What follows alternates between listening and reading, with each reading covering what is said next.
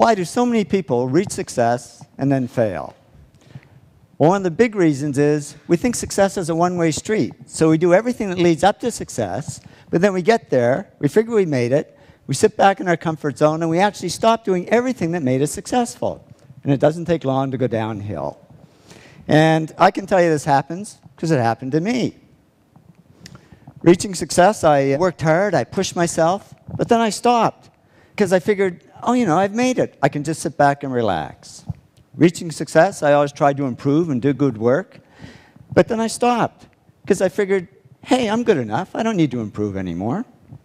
Reaching success, I was pretty good at coming up with good ideas because I did all these simple things that lead to ideas.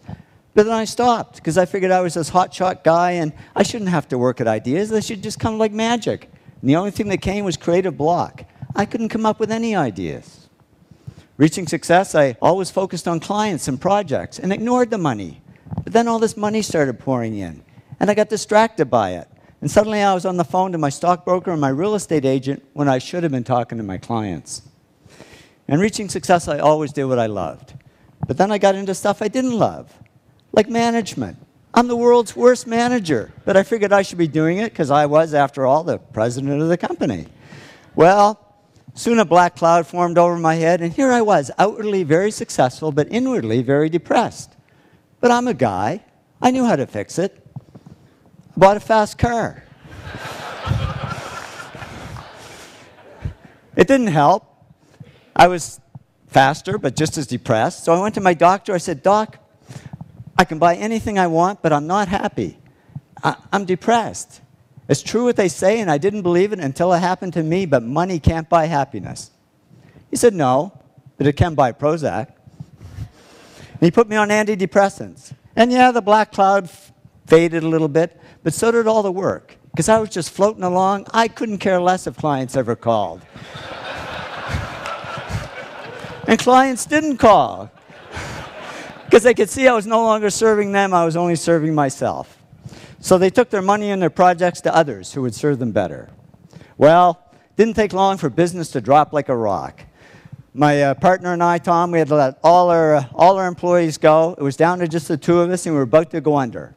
And that was great, because with no employees, there was nobody for me to manage. So I went back to doing the projects I loved. I had fun again, I worked harder, and to cut a long story short, did all the things that took me back up to success, but it wasn't a quick trip. It took 7 years. But in the end, business grew bigger than ever.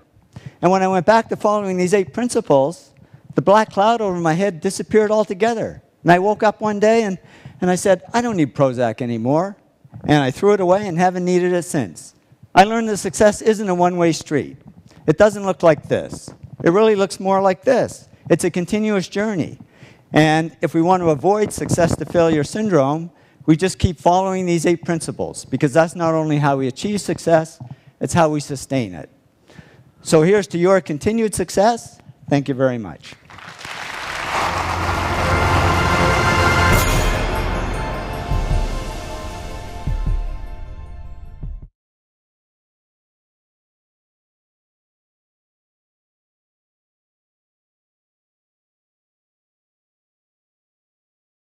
Ooh.